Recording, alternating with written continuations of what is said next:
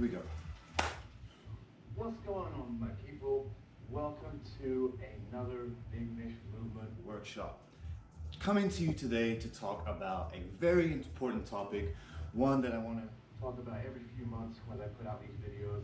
Probably one of the most important things when it comes to my program. Probably one of the most important things when it comes to truly using your core. And truly one of the most important things in general of preserving posture, neutrality, preserving our lower back, and being stronger as well. I mean, I could just go on about how important this concept is. People will do core throughout their lives, but unless you are incorporating this aspect, I hate to say it, the chances are you're somewhat cheating this, the core positions, okay? Here's what we're going to talk about. Rib cage stacking, all right? We as human beings have a spine. It tends to be slightly more on the extended state, and that will put our rib cage in a more lifted position, okay? Because we're also forward progressing human beings, this also tends to be more of a natural response. However, what happens with that movement patterning is that we're using a lot of lower back. The lower back spinal vertebral discs get put into a little bit of compressed state in the back. So we're basically causing a lot of compression here and a lot of imbalance. The core, the abdominal core, which is at the front, then gets put into a position that's not as optimal to fire. And so what ends up happening is that your lower back always does a little bit more of the work. So when it comes to core, the most important thing is not about how hard you're pushing your body. It's not about how many sit-ups you can do. It's not about how long you can hold the plank. It's about how well we can manage this position and pass whatever it is test that is being thrown at us. And that is based on the core exercise. We got lots of different options. We got everything from isolated holds to movements such as chops, med ball throws, and all of that. For as we do all of that, we want to be somewhat mindful and aware of our rib cage positioning. Who does this apply to? It applies to, like I said, every single human being. We have a natural tendency to overextend, a natural tendency to overuse those lower back muscles. It's just poor coordination on our part. We just need a little bit of integration and a little bit of this pulling down, creating more ab tension, okay? So every single human being will basically suffer to a degree from this lack of ability to do this because we're not gonna be naturally good at it. We have to learn to be good at it, okay? And like I'm saying, so why? Because the latter, using your back, is just easy. It's the path of least resistance. The brain will always pick the easiest way for you to complete a task. An extended forward progressing, because that's what helps us go forward. Back motion is usually what we tend to sort of just kick into. As much as you may slouch throughout the day, which is also another problem, I do agree. However, slouching as you're sitting at a desk is more of a state of rest, of being laziness. The moment we move, which is the more important factor, is how you move, because that's how you end up feeding yourself. That's how you probably will pay bills, because you probably have to move somewhat to get to your work, even though we're working at home. You still gotta get out of bed. And so movement is really the key of life. And then if therefore every time you move, you're truly relying on your spine to help you get from point A to point B, your abs and core are never doing enough of the work. And that's when we'll see lower back tension. We might see some vertebral disc damage, maybe some disc herniations. However, not even limited to, because a rib cage position that's overextended also affects our shoulder range of motion, our pain in the shoulder, the tingling in the arms sometimes because of the entrapment of nerves. We could go on and on. Rib cage is huge, and learning to control the rib cage is one of the most important things you can do when you apply it to core. Otherwise, like I said, we have lots of different muscles firing, and you want to learn to balance what is working rather than to let everything work as it does. That's the point of training and doing core. When? So who, why, when? Okay, so you're not gonna do this all the time. This is not a constant 24/7 ribs pulled down motion. No, it is something that we want to go to when we need more strength. It's something we want to go to when we're breathing out heavily and making sure we get rid of everything, because that naturally pulls the ribs down. It's something we want to go to if we're feeling a little bit tension, if we have some of that lower back pain, or like I said, shoulder problems, all kinds of problems, even stuff involving the hip. This is something we want to go to. So it's a management strategy. You know, throughout the day, we are going to overly extend our back. And sure enough, if you're suffering from problems, you need to spend some of your day fixing this position. And that's why we would incorporate exercises or maybe some breathing positions for you, so that I'm about to get into, to allow you to kind of refresh and remind the body of what is naturally supposed to be able to do. Okay? We are not constantly flexing and engaging throughout every part of our lift and strength exercises. I want it to flow. I want it to go naturally. Naturally, if we're not conscious though, it's going to be overly extended. Put anybody into a stressful position and the chances are they're going to like lock their back out. And that's ultimately, with everything I've even said, is going to limit your movement capabilities. It will limit you as you squat if you overextend your back. It will limit you with shoulder movements, if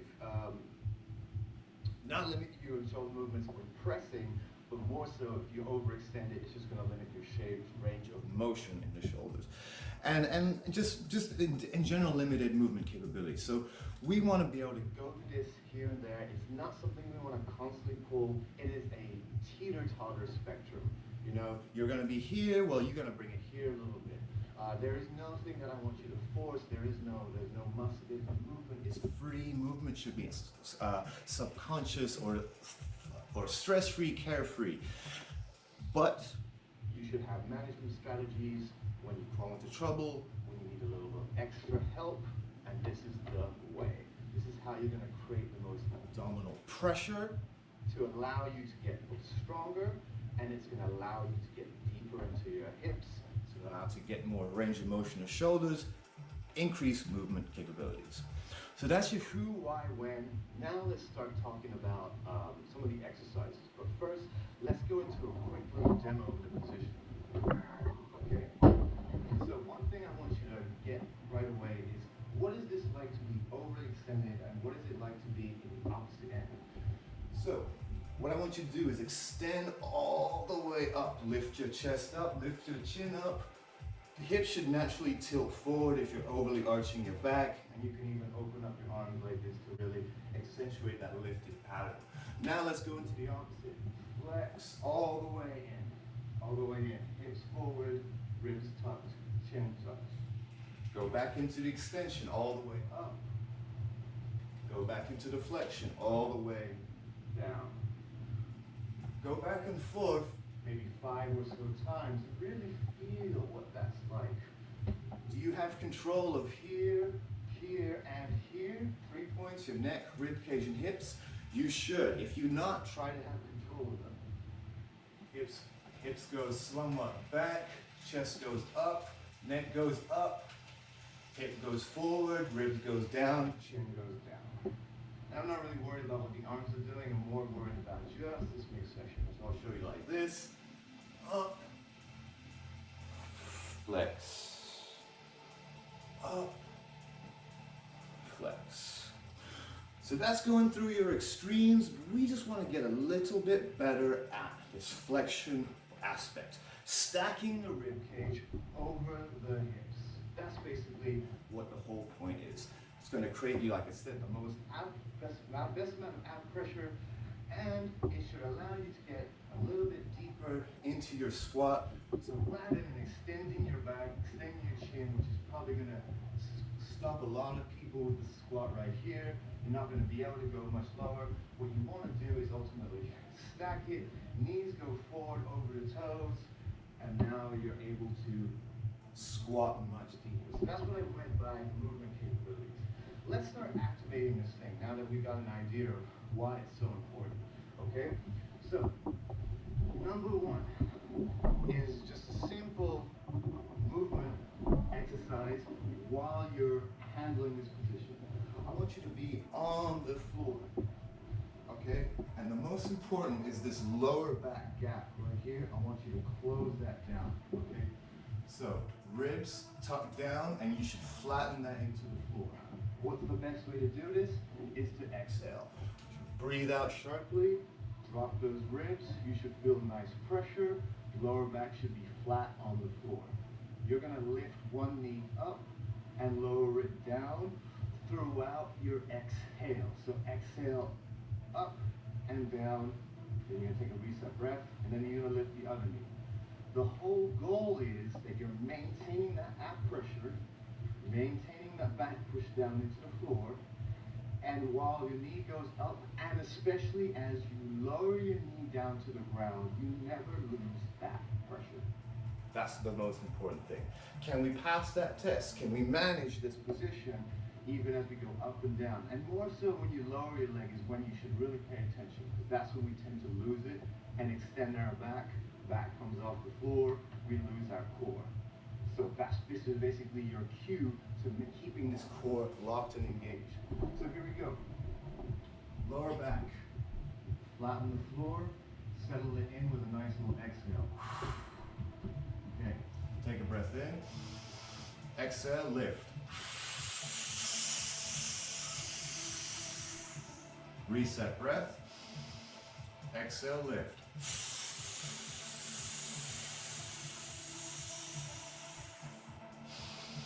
Breathe in, exhale, lift.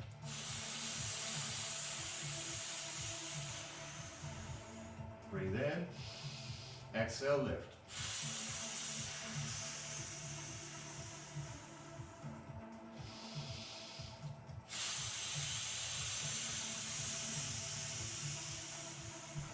One more, breathe in, exhale, pressure.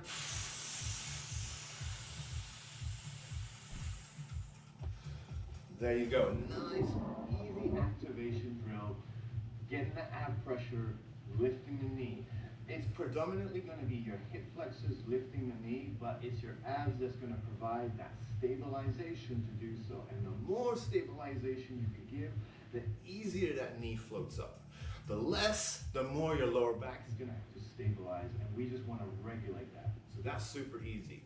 But now let's ramp up the intensity and provide a little bit more of a challenge to this, okay? So we're gonna do a basic core hold with our both our knees lifted up, and we're gonna hold that position and just breathe. Keeping the lower back pinned down and keeping the ab pressure. The test now will be, can you maintain that ab pressure even as you inhale? Your arms are gonna be stretched out to allow you to get air into your chest. Otherwise, you want to keep all that nice and firmly pressed down to the ground, okay? I like to always go for 5 breaths. 5 breaths is usually your ability to control something. It will more or less equate to about 30 seconds, which is a good amount of work, but the better you get at it, the longer your breaths and the longer time will be under tension, which is good.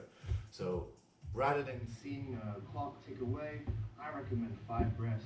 That way you're controlling it, you're more conscious of it, and you're always challenging yourself. So let's do this. What I would recommend is getting either a yoga block or maybe a small size foam roller, something to put between the knees for a little bit of extra stimulation of the core, getting your inner thighs engaged with some pressure. Okay? Gonna be right here, block between the knees. Head flat, please, lower back. Flatten it down to the floor. If it's arched up, you feel the gap, flatten it. Exhale for me. Flatten down to the ground, arms down, and now from here, I'm just breathing.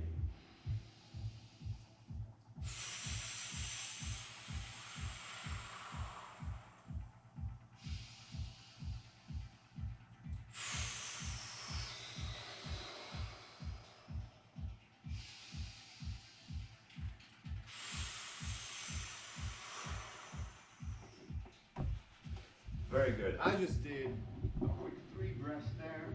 Like I said, you should do 5.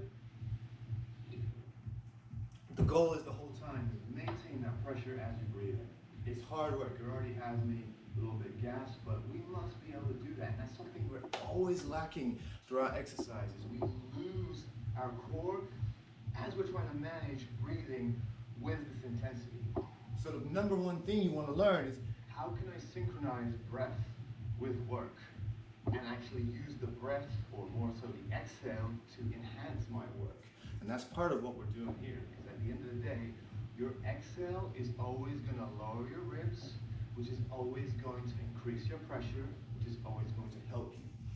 Therefore, use exhales to help you with your lift. Don't exhale at the end of the movement, exhale throughout the movement. That's going to give you the most amount of pressure to help you with this. Okay? So, speaking of being able to breathe and maintain pressure, maybe that was a little bit more difficult for you. So I'm going to take it into a more easier exercise, which is basically going to guarantee that you have good pressure, but get you into a little bit more of an easier position to breathe in. Okay? I've done this one before. I have a tutorial on my YouTube. I highly recommend you check it out. But this is the all fours, rounded back breathing exercise. No movement. You're just going to keep your hands and knees on the floor, hands grounded into the floor, arms locked out. Round your back as much as possible. Abs will already be on. By that point, if you're breathing properly, you're only increasing the pressure. And then we got a nicely outstretched back to get air in and hopefully allow you to fill this rib cage with air. Okay? And meanwhile, yes, we are totally pulling our rib cage and overly stacking it, but the point is we're taking us overly into one end of the spectrum to find more of that neutral ground, because we're all the way on the other end of the spectrum. Okay? So, don't confuse this with a slouch. I know you might slouch on your computer, but what we're doing right now is being tall. Being tall and getting good ab pressure. Hands and knees like this. Tuck your chin. Round the back as much as possible. 5 breaths again is recommended, but I'm going to just go for 3.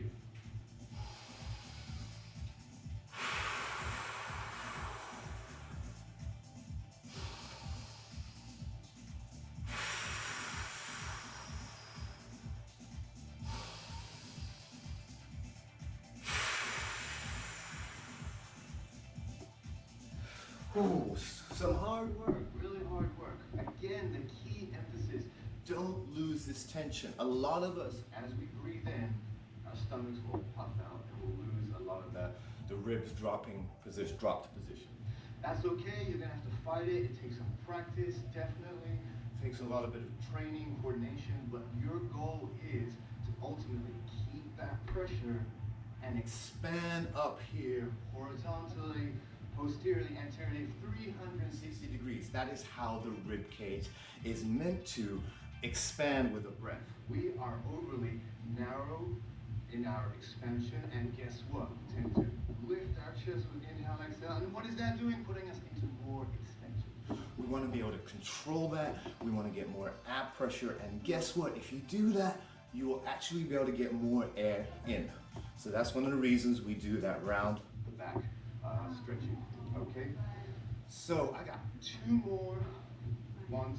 Let's go find a wall for this next one, because you're gonna need a wall, and this will be also really good. First one's gonna be really good for breathing. Second one's gonna be really good for balance and integration, especially from one leg to the other. Let's turn you guys around. Real. Right? Get your yoga block. We're gonna squeeze that between the knees. Again, giving us a little bit of the assistance with getting that ab pressure, getting our inner thighs engaged. Lean back onto the wall, feet out just in front, lower back gap, close it, drop those ribs. Just reach forward and just think of being nice and tall throughout your rib cage. But the most important, close that lower back gap. From here, 5 breaths, but I'm going to do 3.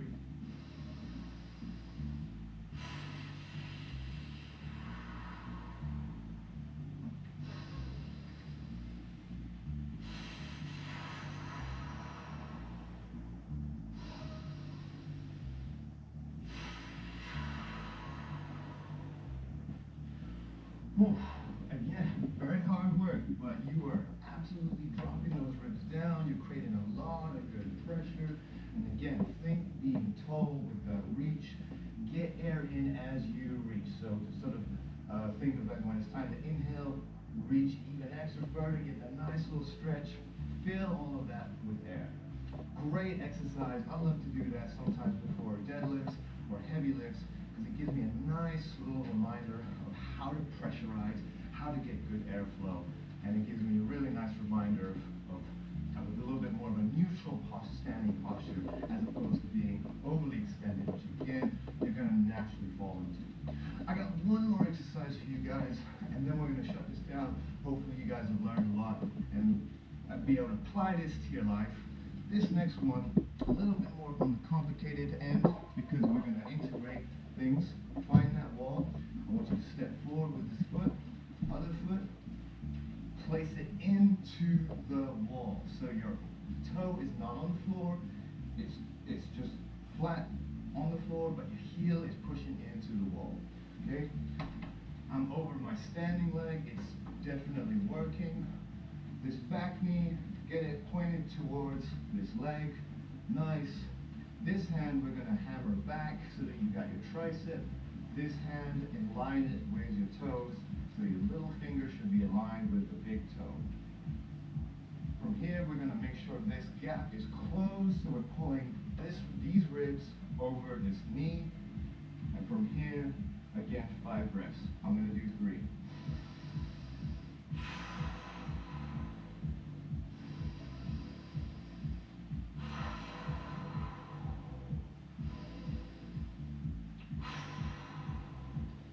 Tough stuff. Here's what you want to feel. You should feel your back heel. You should feel your standing leg. I'm pretty sure you're going to feel that. And just close that gap. Now we're really getting a little more integrated. We're getting a little bit more reciprocated, alternated, very, very functional for what you need. Because at the end of the day, your leg goes one leg, your body goes one leg, and it goes to the other leg. And we want to ultimately learn to control our ribs to do that. So let's go to the other side. So this is what you got. Leg forward, back foot into the wall, like there. You're not on your toe. If anything, you got pressure on your heel. The knee of that back leg, just point it towards your stance leg. That will rotate your hips in a little bit more. This arm, hammer it back. This hand, point it to your toes, little finger in line with the big toe. Here, this gap, close it just a little bit. From here, breathe.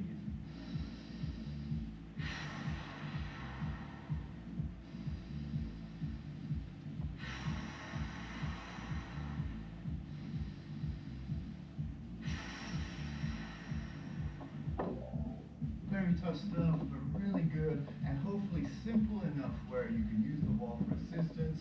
You're completely over one leg, and you're manipulating your body to be completely rotated over. Very good, healthy movement stuff that we should be reminding our body of daily. And there you go, you have a ribcage stack over one leg, ribcage stack over the other leg, gone from first basic position to now functioning, alternating pattern. Really good stuff that will set you well for your lifts, hikes, sporting activities, whatever it may be. If we wanted to turn that into more of a core exercise, we can do so with a band. So we would just take a band, same thing, foot into the wall, hammer that tricep, foot in line with the hand in line with the foot. Close that gap. And now that gives us a lot more resistance than just holding it. But even just holding it will be somewhat of a challenge enough. Anyway, that's all I got for you guys. I hope you enjoyed that video. I hope you learned something about controlling this ribcage positioning. I hope you are able to apply it and feel more strength, be more powerful, have less back tension, have more shoulder range of motion, and overall feel better. Remember, it's all about the air flow. Exhale, drop those ribs, and allow everything to circulate better, and you'll feel wonderful. Please leave me any questions you have in the comments. Write me if you want me to cover a topic. I love hearing from you guys. Thank you very much, and I'll see you next time. Bye for now.